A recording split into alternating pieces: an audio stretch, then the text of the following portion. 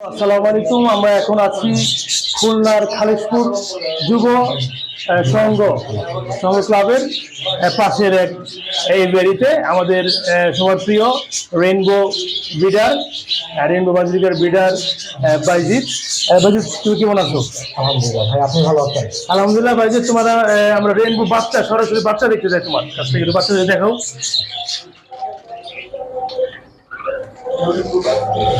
মাশাআল্লাহ, তুমি বলতেছিলে তোমার কি একটা পাখি বের হয়েছে, এটা একটু দেখাও। আমাকে মূলত মানুষ রেইনবো বাইজিৎ হিসাবেই চিনে। হ্যাঁ, তো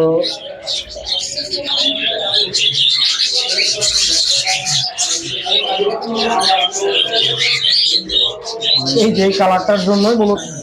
হ্যাঁ, আমরা তোমার কাছে যেটা জানতে চাবো, যে একটু ভালো করে ধরো, তোমার কাছে আমরা জানতে চাবো যে যারা রেইনবো পালন করে ওরা কিভাবে শুরু করা উচিত তুমি মনে করো? আসলে রেইনবো পালন করতে গেলে প্রথমে আপনার রেইনবো না, আমাদের বাজিগার পালতে গেলে বেশি কিছু জিনিস থাকে, সেই জিনিসগুলো আপনার প্রাথমিকভাবে শিখতে হবে। এটা শুধু রেইনবো পেতে না, বাজিগার পালতে গেলে সেটা যেমন কীভাবে তার চাহিদাটা কী, কেমন পরিবেশে থাকতে পছন্দ করে, তার খাবার কী, প্রথমত এটা জানতে হবে। তখন আমি একটা জিনিস পালার পরে তখন আমার লেখাটা বাড়লো, আমার চাহিদাটা বাড়লো। এক সময় রেইনবোটা এমন একটা কালার, যে কালারটা আপনার সাধারণত সবার চোখের খিদা লাগে, চোখের নেশা। তো তখন আমরা রেইনবোটা পালা শুরু করতে পারি। তো রেইনবো যেহেতু আমাদের এখন অনেকটাই অ্যাভেলেবেল আছে, জনপ্রিয় একটা পাখি।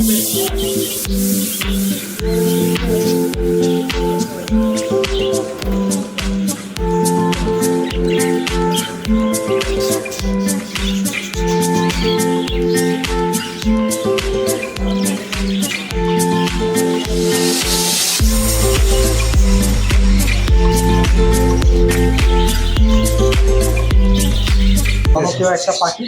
তো রেইনবো পালতে গেলে এখন প্রাথমিকভাবে তো আর সবাই মেডিসিন নিয়ে এক্সপার্ট হবে না, এটাই স্বাভাবিক। এখন আমাদের মাঝে যারা মেডিসিন এক্সপার্ট আছে তাদের থেকে নিতে পারে, পরামর্শ নিতে পারবে, জানতে পারবে, আস্তে আস্তে কেউ এটা নিয়ে ডেভেলপ করতে পারবে। তোমার কথা হলো প্রথমে যেটা নিয়ে শুরু করুক, আস্তে আস্তে ও আগাইতে পারবে। আচ্ছা, এখন খাবারের দাম অনেক, আমরা বিকল্প খাবারের সন্ধানে আমরা বিভিন্ন জায়গায় পোস্ট করছি। তুমি বিকল্প খাবার হিসেবে শীত মেসের পাশাপাশি কি দাও? এখন বিকল্প খাবার হিসেবে যেটা, বিকল্প খাবার সবার বাসায় থাকে।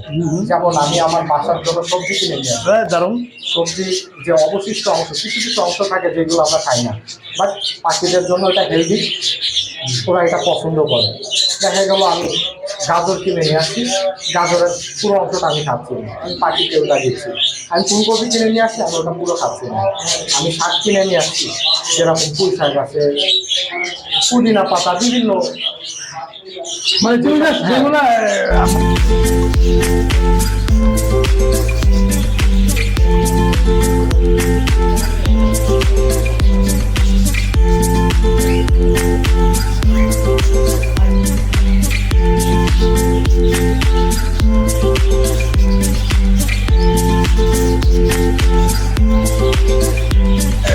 তোমার দৈনন্দিন যে কাজে লাগে, দৈনন্দিন কাজেগুলো যেগুলো আছে, এগুলো ওয়েস্টেজ জিনিসগুলো আমার কাজে লাগে। তোমার এখানে দেখতেছি যে রেডিওর পাশাপাশি এক্সিবিশন নিয়ে শুরু করছো।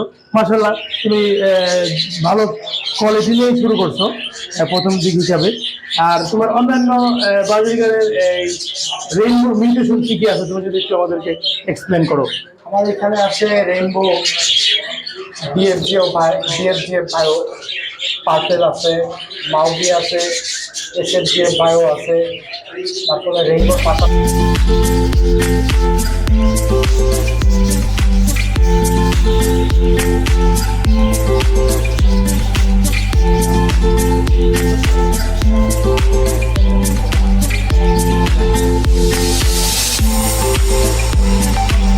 রেইনবোর পাশাপাশি আমি এখন রেইনবো জেপি নিয়ে কাজ করতেছি, আল্লাহ দিলে। হ্যাঁ, যেটা তুমি এখানে আপনারা দেখতে পারবেন, এই যে রেইনবো, হ্যাঁ এই যে বাচ্চাগুলো, হ্যাঁ এটা ওরাল যায় না, মানে ওরাল দিতে পারে। হ্যাঁ হ্যাঁ, এখানে আছে, তুমি দেখো। এটা মানে 3-4 দিন হয়েছে হাড়ি থেকে নামানো হয়েছে। তো মানুষের চাহিদা তো শেষ নাই। আমার প্রথম চাহিদা ছিল লুটিনো ক্লাসিক, এখন আমি রেইনবো পালছি, এখন রেইনবো জেপি নিয়ে ডেভেলপ করতেছি।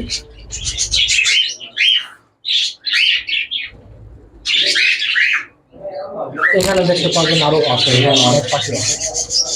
রেইনবো গেটির বাচ্চা লাগিয়ে প্রায় 8টা 10টা আছে এখানে।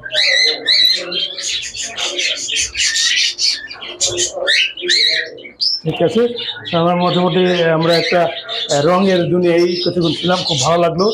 তোমাকে অনেক ধন্যবাদ আমাদেরকে আপনিও আমাদের আমন্ত্রণ এখানে দেওয়ার আসেন জন্য। এত কষ্ট করে, তার জন্য আপনাকে ধন্যবাদ অন্তরের অন্তঃস্থল থেকে। আপনাকে ইনশাআল্লাহ আমাদের জন্য দোয়া করো, বিয়ের জন্য দোয়া করো। আপনি আমাদের জন্য দোয়া করবেন। আর আমার যে নেশা, আমার যে পূজাটা, এটা নিয়েও যেন আমি থাকতে পারি, তার জন্য অবশ্যই আপনাদের সবসময় থেকে দোয়া আমি- করি, তুমি সবসময় এটা নিয়েই থাকো, তোমরা তোমার এই রুমটাকে আরো ডেভেলপ করতে পারো। সে চিন্তা করে আমরা এখানে শেষ করতেছি। আবার কোনো দেখা হবে অন্য কোনো এভারিতে, অন্য কোনো জায়গায়। Thank you.